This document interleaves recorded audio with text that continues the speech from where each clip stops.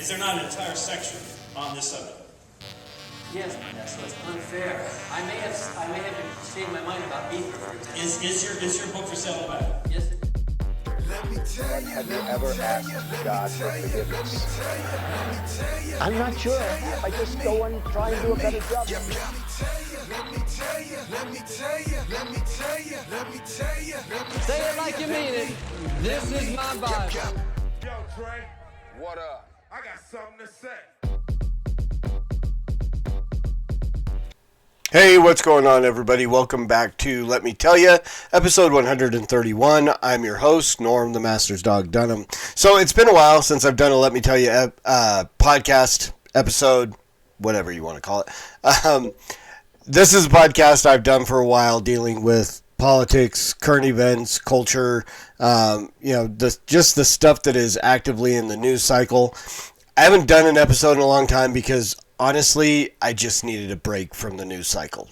So, I mean, it's inevitable. You can't escape it.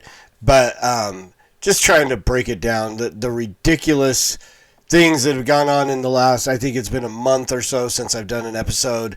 I really did. I need to take a break. I didn't want to talk about Biden. I didn't want to talk about Fauci. I didn't want to talk about COVID, any of that stuff. So I feel like I'm refreshed. I feel like I'm back and I'm ready to jump back in the saddle on this. I had said a while back that this is just going to be just a sporadic podcast. I do think I'm going to try to get back onto a schedule on a weekly thing, whether it's Saturdays, Friday nights, something to kind of deal with the things that are in the news cycle for the week. So I'm hoping to do something maybe in the middle of the week. I don't know. We'll see how it goes down. But doing Mondays always just seems like I'm always like a week behind. I'm a week behind on the stuff I'm going to talk about today. A little more than that. But it really, yeah. So we're going to figure this out. But look for more episodes of Let Me Tell You in the future, more regular, back on track with the schedule. So, little background there, I guess, not really, just a little announcement. For those of you who are new, we hit 300 subscribers yesterday. I was going to do a nice little 300 graphic, but I forgot.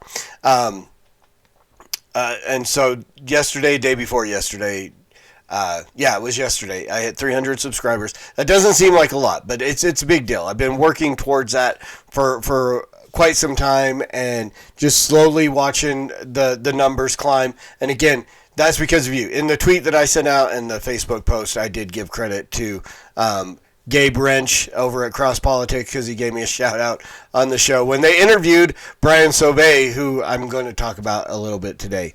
So they interviewed Brian, got a shout out on Cross Politics, and like within a short period of time went from 299 to 300. So the 300 subscriber, we're going to give that credit to Gabe, the assist to Brian, but really it's you guys who share the videos, like the videos, comment on the videos. All of that stuff stirs up the algorithm, sends it out there, and pushes the video out more and more. It gets found more on the searches and stuff like that. So thank you guys who have already subscribed, are liking, talking about, commenting, all that stuff on the videos. If you haven't already, go ahead and hit that subscribe button. Hit the notification bell, get all the content that is released here, all the different podcasts that I do. I am there's one guy that does more in the podcast world than me. That's Dwayne Atkinson, and so he's just a little further down the road than I am. So I'm a catch up. I'm working on it. I'm at 300 subscribers. I mean, you can't stop me now, right? I'm trying to turn down the volume on my phone that just dinged, so we'll get rid of that. So today we're going to talk about this ridiculous pushback to modesty. Why is it that people just have this thing, specifically ladies? This is the thing that I find so weird. So, all right, let's back up, slow down, back the truck up, and let's get some context for this. So this last week, I think it was last Monday, my pastor, Brian Sauve, tweeted out this February 7th, so yeah, a week ago. tweeted this out. Dear ladies, there is no reason whatsoever for you to post pictures of yourself in low-cut shirts, bikinis, bras, and underwear, or anything similar ever. Not to show your weight loss journey, not to show your newborn baby, not to document your birth story. Your brothers. So this was the tweet that went out, and Twitter, social media, everything just lost its stinking mind. So Brian Sauve, this young man, I can call him that because he is a young man. This is my pastor who was born the year I graduated high school, and so I have been honored to pastor alongside of him, to sit underneath his teaching, to just be blessed by his friendship and his shepherdship, pastorship a word? It is now. So I've been blessed by this man. I really have. And this tweet, again, there is absolutely nothing in there that I would disagree with. Nothing. So here's the deal. Let's just figure this out. Let's talk about this for a minute. So automatically everybody is like, oh, well, you're just telling ladies to not dress like this so that guys don't have to sin and da-da-da-da-da. Nowhere in this, I mean, except for the fact that he signed it your brothers. I mean, it probably would have been, I don't know, because, again, is Brian speaking on behalf of all of us? I mean, we agree, I would hope we all agree, all men of faith, all Christian men would agree that, I mean, it's not necessary. I mean, you can document your weight loss journey, you can document your birth story, you can show off your brand new baby without being immodest, without, bras and underwears, bikinis, whatever. You can do that. It's possible. We have ladies in our church that have done that. There are ladies throughout the internet, throughout social media, who are able to cover themselves up and show all of these things, right? Now, so why are we?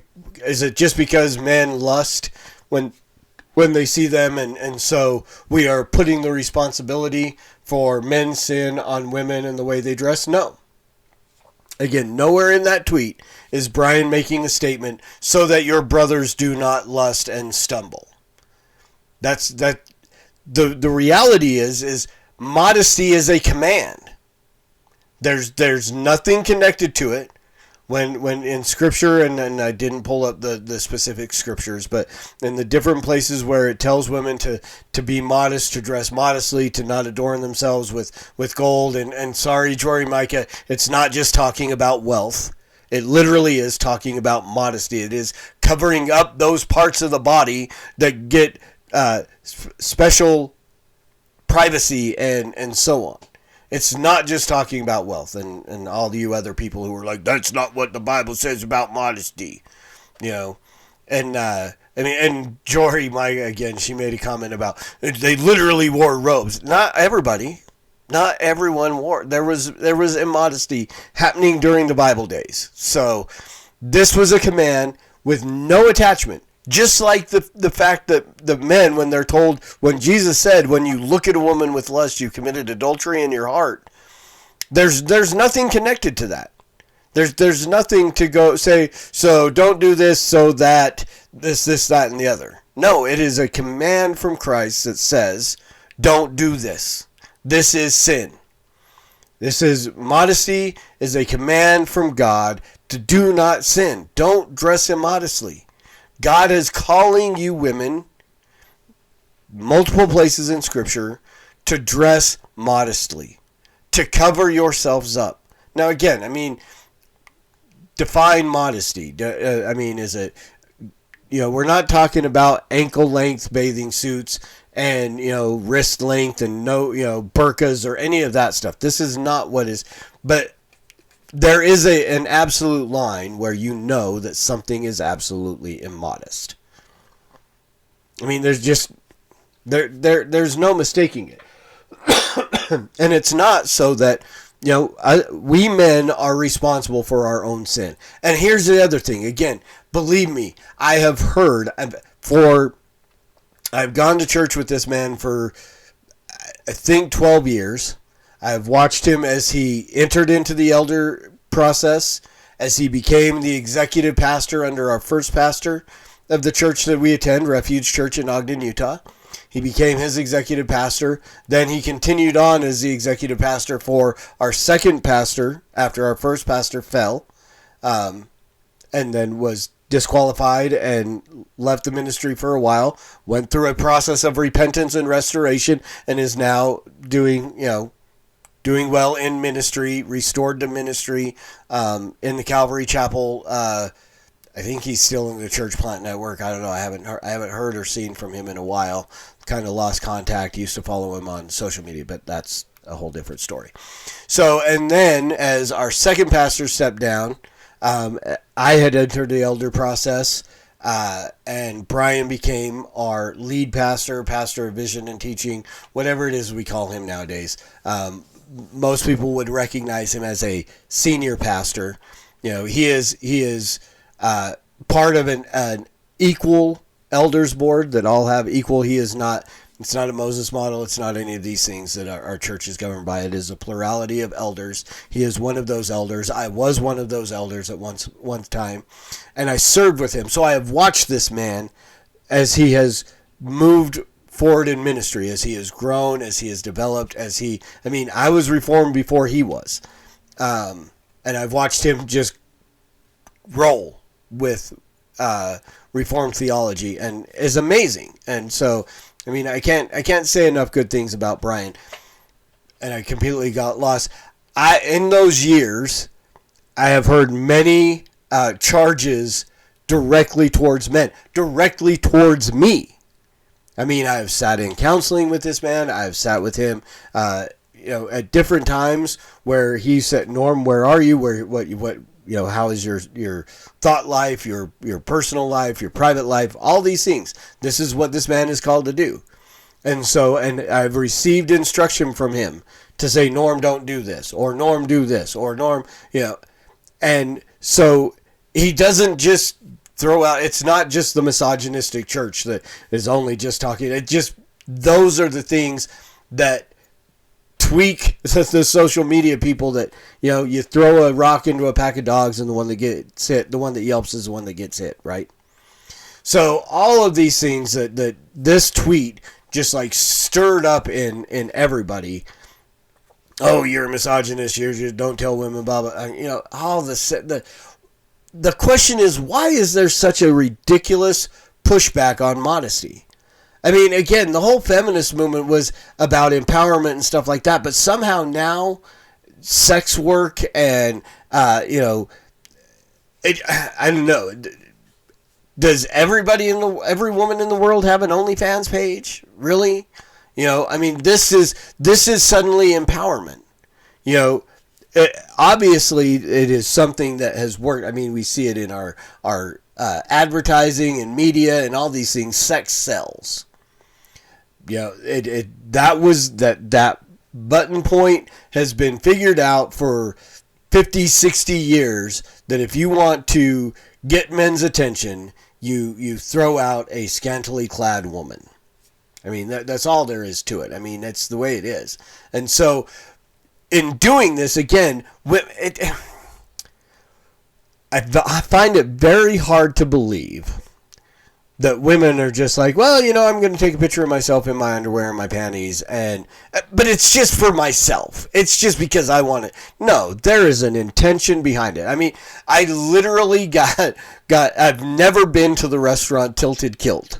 Never once. I was banned from all of their restaurants before I ever got a chance to step foot in one, because I made a comment one time while I was in Tucson, Arizona, and I had a choice of two restaurants that I could go to for dinner while I was out there for training. Either the Tilted Kilt or Chili's. And I posted a thing, and I had a shirt on. I had my God Against Porn, God Over Porn shirt or something on, and so I took a picture of myself and I said, should I go to the Tilted Kilt wearing this shirt? And of course I tagged them in the tweet. I don't subtweet anybody.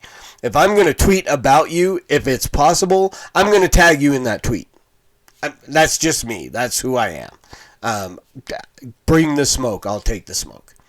Right? So I posted the tweet, and of course, Tilted Kilt came back, and they're like, well, it's not porn. And I'm like, look, you have women in very revealing clothing used as an intention to get the used intentionally to get the attention of men to evoke a certain reaction.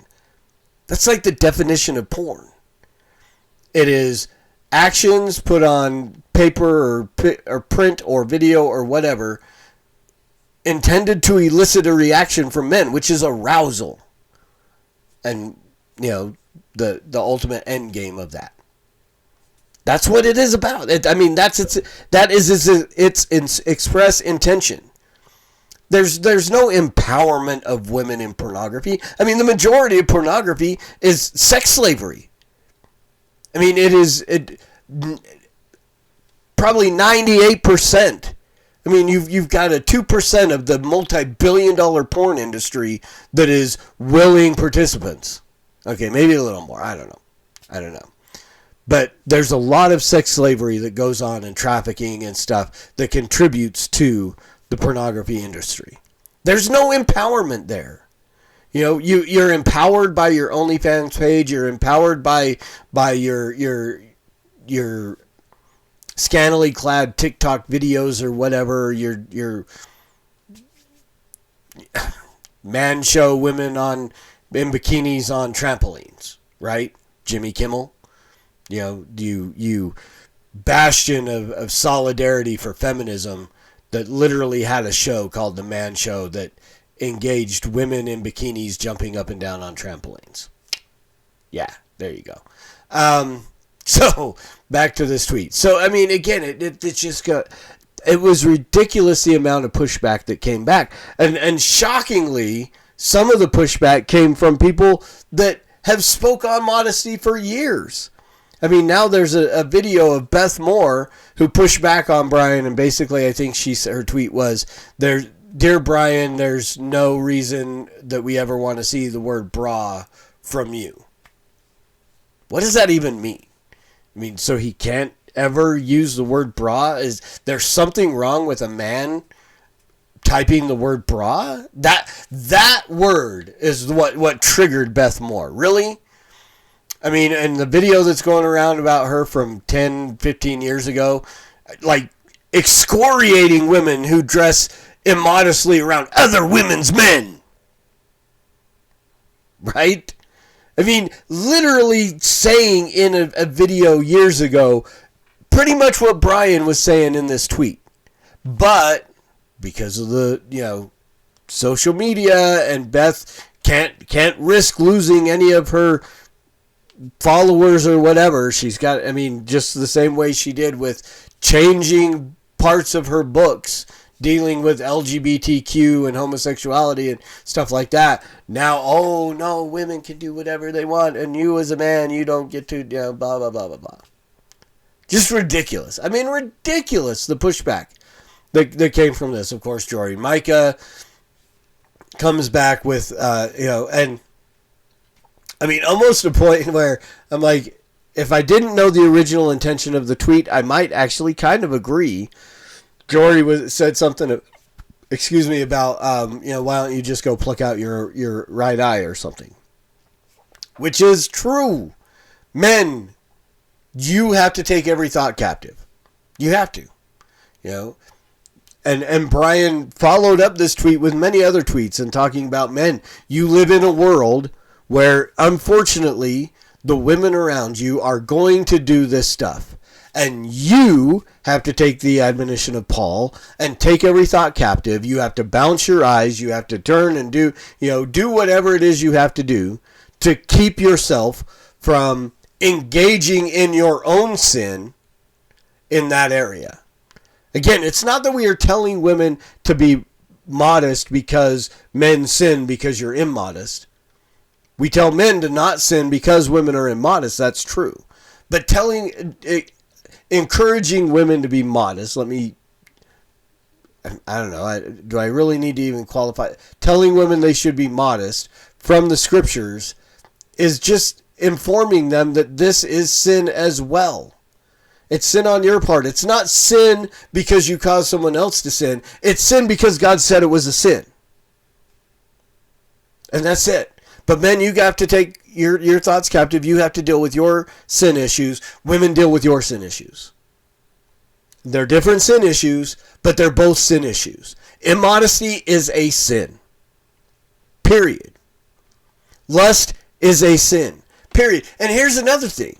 Here's something that I have noticed in my own life. Again, I struggle with, I've done whatever I can to prevent myself from looking at pornography. I have covenant eyes on every digital device I own, on my computer, on my laptop, on my tablet, on my cell phone. Covenant eyes is everywhere.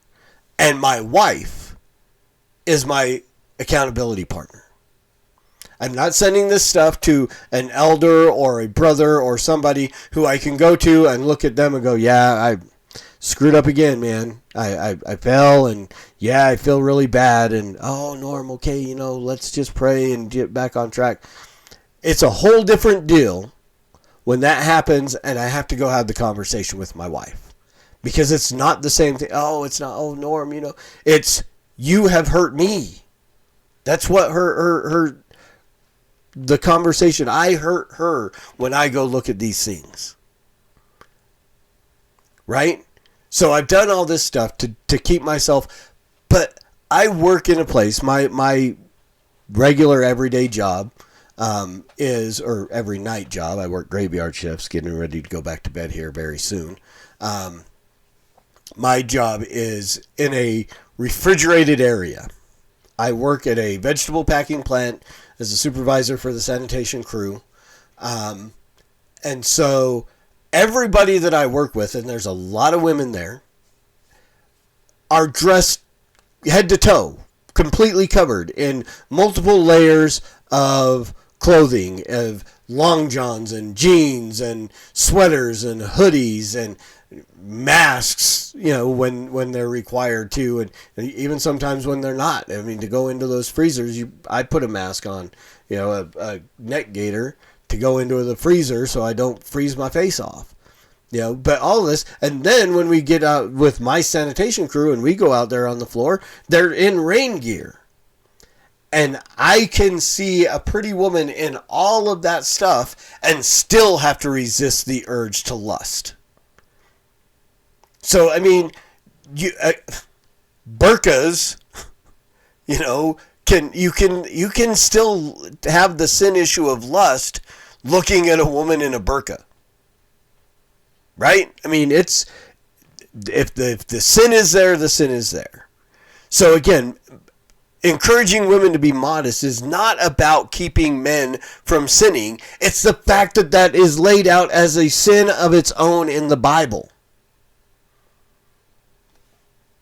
Bottom line, one has nothing. Now, can one cause the other to stumble? Absolutely. But again, the other can stumble without any immodesty, with complete immodest dress. You can still lust after that woman or man. I mean, talk to a lot of ladies. Their lust issue is when a man is in a very nice 3-piece suit.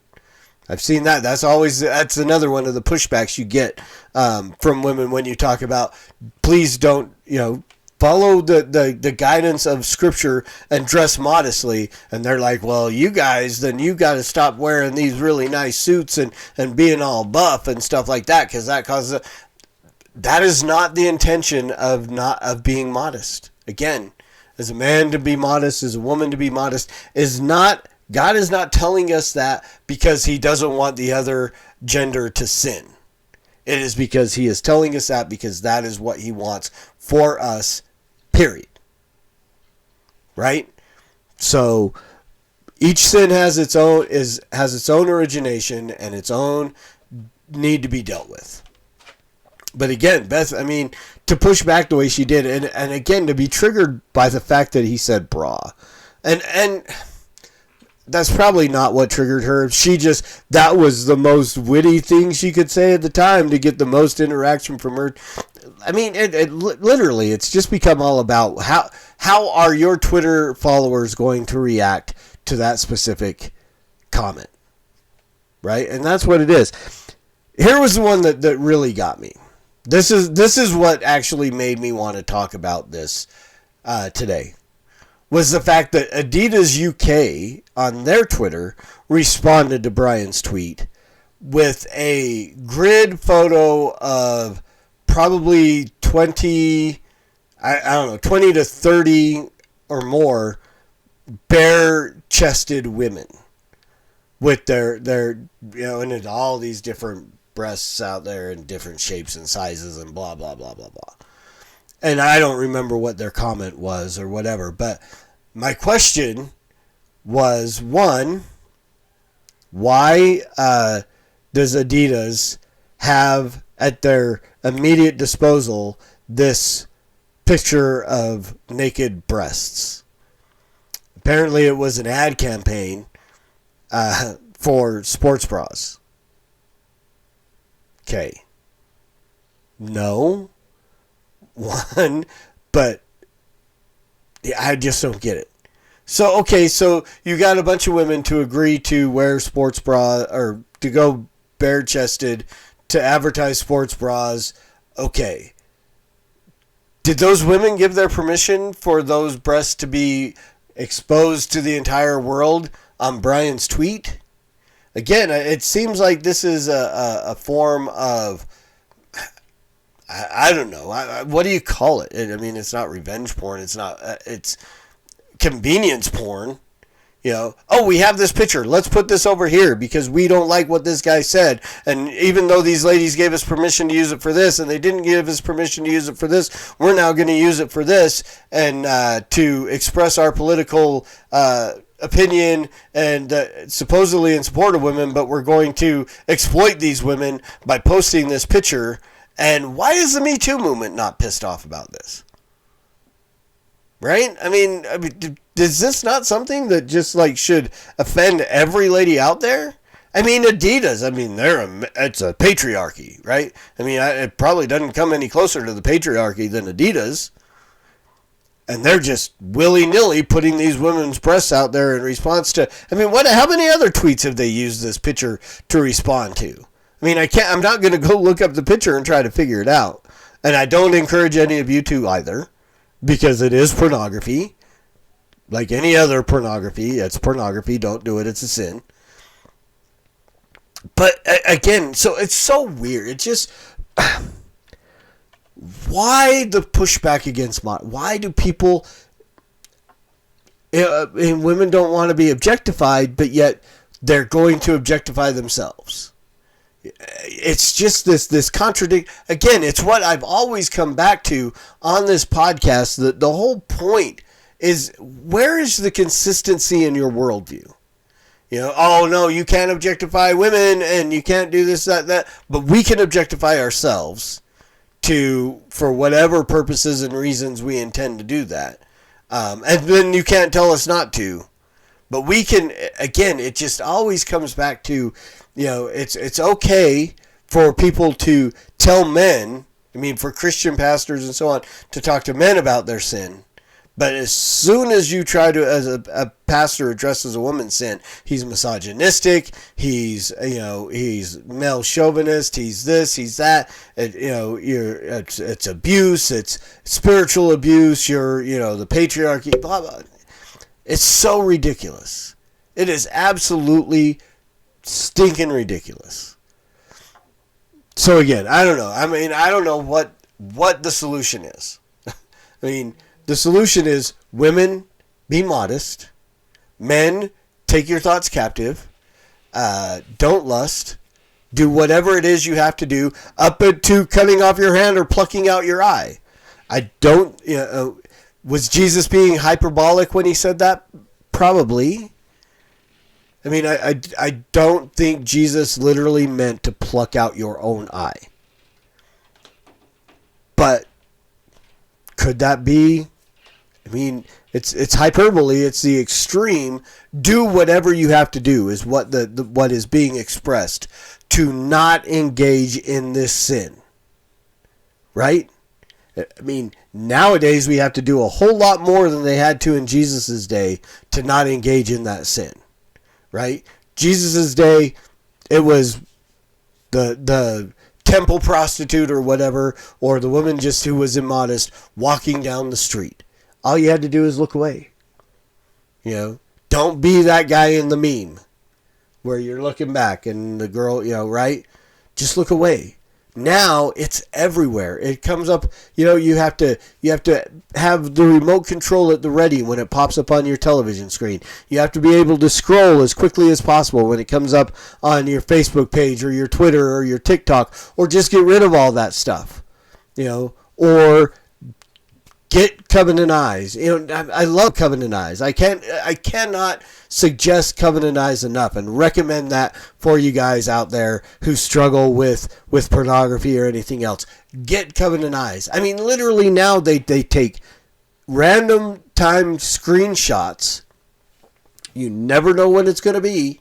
So if you're lingering on that Twitter picture a little bit too long, you know, that may end up going to your accountability partner. And again, I encourage you more than anything. Yeah, have your pastors or whatever. You can have multiple accountability partners on that.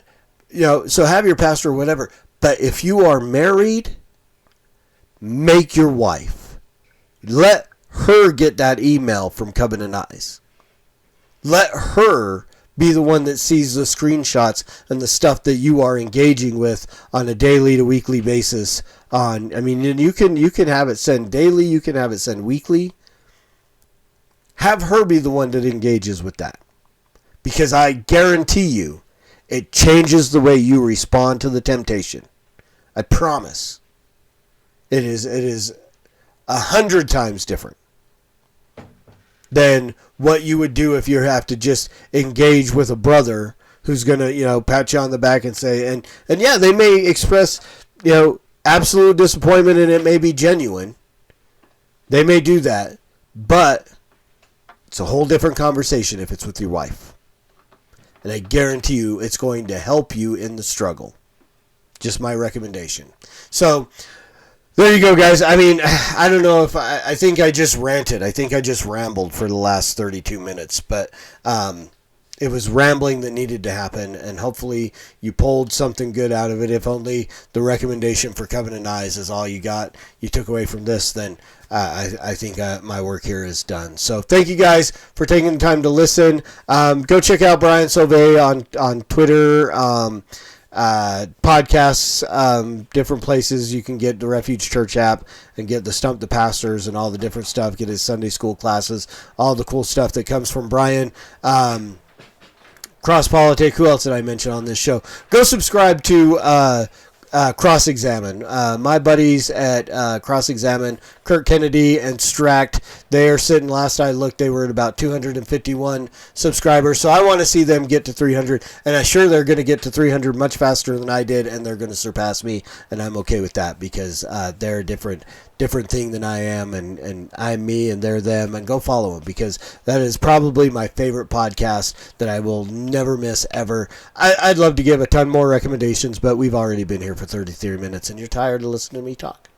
So thank you guys again. If you haven't already, hit subscribe, and as always, preach the gospel at all times. Use words. They're necessary. And until next time, Soli Deo Gloria.